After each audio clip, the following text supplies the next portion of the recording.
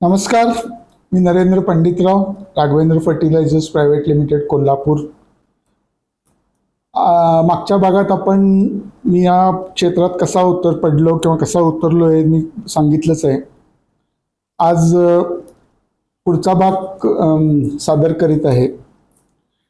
हा सादर करण्यापूर्वी किंवा पुढे बोलण्यापूर्वी मी तुम्हाला अनुभव सांगतो. मजेशीर अनुभव आहे खूप.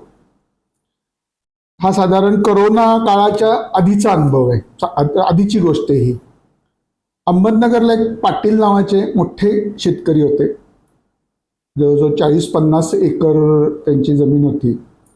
आणि त्यांनी मला सांगितलं की पंडितराव साहेब, तुम्ही ऊसासाठी मला मार्गदर्शन करा.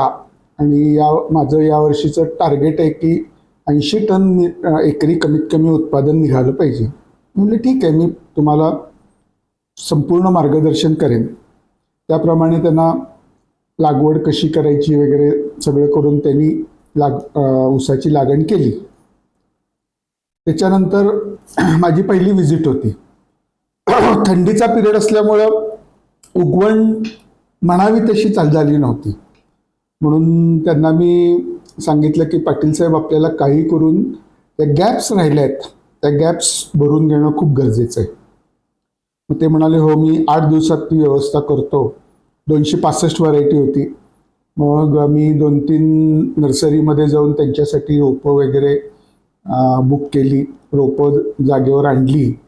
आणि त्यांना म्हटलं, मी 1 महिन्याने तुम्हाला व्हिजिट द्यायला येतो, तर तोपर्यंत या सगळ्या गॅप भरणं खूप गरजेचं आहे. ते म्हणाले, काही काळजी करू नका, मी 8 दिवसात हे सर्व काम करून घेतो. 1 महिन्याने मी त्यांच्या शेतावर गेलो व्हिजिटसाठी. 1-1.5 महिन्यांनी तर जी रोपं मी आणली होती ती तशीच तिथं होती. वाळून गेली होती, सुकून गेली होती. आणि गॅप्स तशाच होत्या. इतर जो ऊस होता तो बऱ्यापैकी वाढला होता. आणि गॅप भरायची जी स्टेज होती ती निघून गेली होती. मी पाटील साहेबांना म्हणलं, पाटील साहेब, असं का केलं आपण? मी एवढ्या तुम्हाला तळमळीने सांगितलं की गॅप भरणं खूप गरजेचं आहे. ते काय म्हणाले, जरा मागचे 1-1.5 महिना त्या कुठलं आंदोलन सुरू आहे त्याच्यामध्ये खूप बिझी होतो, त्यामुळं गॅप भरायचं राहून गेलं म्हणे. म्हणजे जिथं आम्ही 80 टन टार्गेट घेतलं होतं तिथं 40 टन जरी उत्पादन आलं तरी समाधान मानण्यासारखी वेळ आली.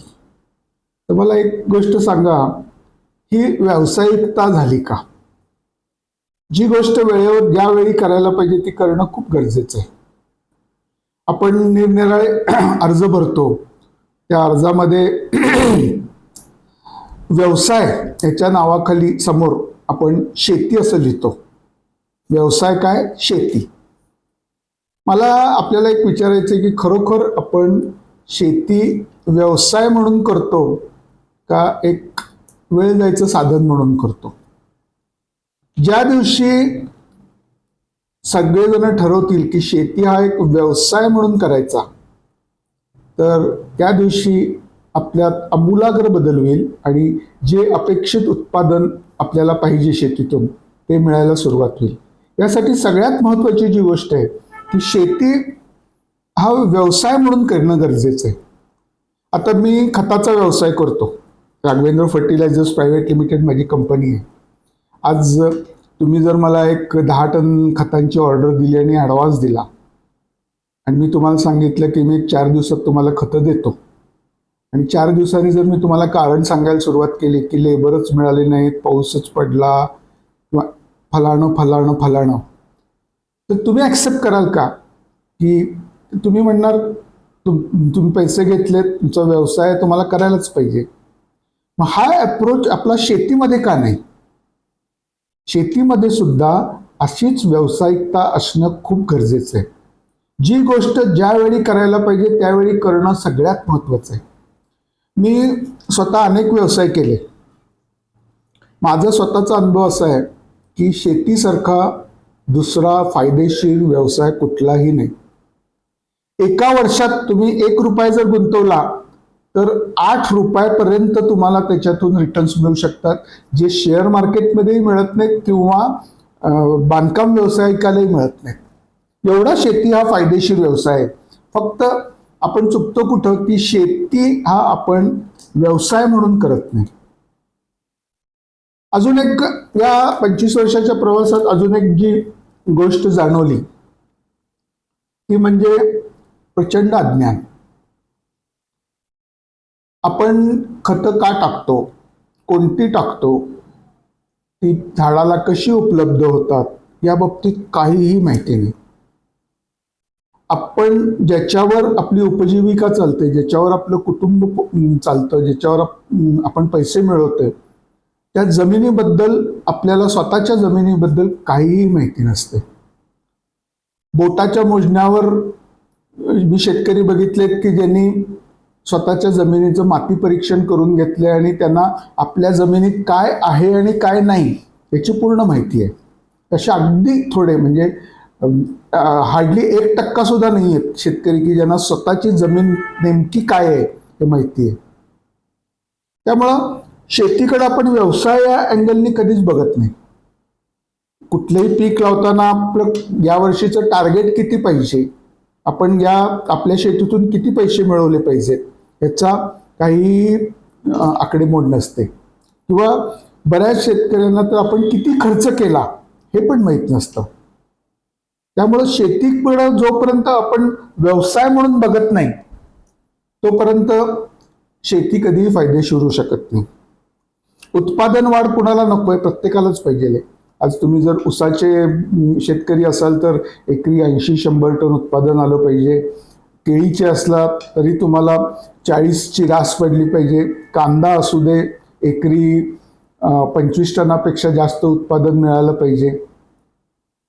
पण हे उत्पादन वाढवण्याची आपली खरोखर इच्छा आहे का? जोपर्यंत उत्पादन वाढीसाठी ज्या गोष्टी करायला पाहिजेत त्या करणे याची इच्छा नसेल, आपण माझ्या वडिलांनी जे केलं किंवा बाजूच्यानी जे केलं तेच आम्ही करतो, काही त्यात बदल करायचे, काही प्रयोग करायची ही मानसिकता नाही. ही मानसिकता जोपर्यंत येत नाही आणि उत्पादन वाढीचं आपण काही ध्येय ठेवत नाही तोपर्यंत उत्पादन वाढ घेणे खूप अवघड आहे. याच्यासाठी सर्वप्रथम आपण सगळ्या गोष्टी माहीत करून घेतल्या पाहिजेत शेती संबंधी, की खतं कशी का टाकायची, किती टाकायची, ती टाकल्यानंतर कशी उपलब्ध होतात, यासारख्या सगळ्या गोष्टी माहीत करून घेतल्या पाहिजेत. आणि या गोष्टी अतिशय सोप्या शब्दात आपल्यापर्यंत पोचवणे हा या व्याख्यानमालेचा उद्देश आहे. एकेका व्याख्यानमालेत मी सगळ्या गोष्टी सांगणार आहे. आज भारतामध्ये भरपूर सूर्यप्रकाश आहे, आपल्या जमिनी चांगल्या आहेत, पाणी उपलब्ध आहे, तरी पण इतर देशांच्या मानाने आपण उत्पादनामध्ये खूप कमी आहोत. आज इस्रायल सारख्या देशात जिथं फक्त वाळू आहे, पाणी नाही, अशा ठिकाणी बंपर किंवा प्रचंड उत्पादन घेतलं जातं. पण भारतात सगळ्या सुविधा आहेत तरी सुद्धा आपण उत्पादन घेऊ शकत नाही. एक मोठी सल आहे किंवा काय म्हणू शकतो आपण त्याला, खेद व्यक्त करण्यासारखी गोष्ट आहे.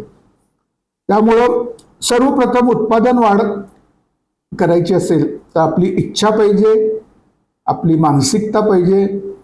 प्रत्येक वर्षाचं आपण गोल किंवा ध्येय ठरवलं पाहिजे की यावर्षी एवढं उत्पादन घ्यायचंय, मग त्याच्यासाठी काय काय करायचं, या सगळ्या गोष्टी आपण करणं खूप गरजेचं आहे. आज या भागात इथंच थांबतो. पुढच्या भागापासून आपण प्रत्यक्ष विषयाला हात घालू की काय काय गोष्टी करायला पाहिजेत, काय गरजेच्या आहेत, काय आपण चुका करतो, काय बदल करले पाहिजेत, या गोष्टी पुढच्या भागापासून मी अतिशय नीटपणे तुम्हाला समजावून सांगण्याचा प्रयत्न करणार आहे, सखोलपणे समजावून सांगण्याचा प्रयत्न करणार आहे. आजच्या भागात आपण इथंच थांबू. माझा व्हिडिओ जर आपल्याला आवडला असेल तर आमच्या चॅनलला जरूर सबस्क्राईब करा. जास्तीत जास्त शेतकऱ्यांपर्यंत पोहोचवण्याचा प्रयत्न करा. आपल्याला काही जर शंका असतील तर कॉमेंट सेक्शनमध्ये त्या आपण सांगू शकता आणि त्याच्यावर मी माझ्या परीने योग्य उत्तर देण्याचा प्रयत्न करीन. या भागात आपण इथंच थांबूया. नमस्कार.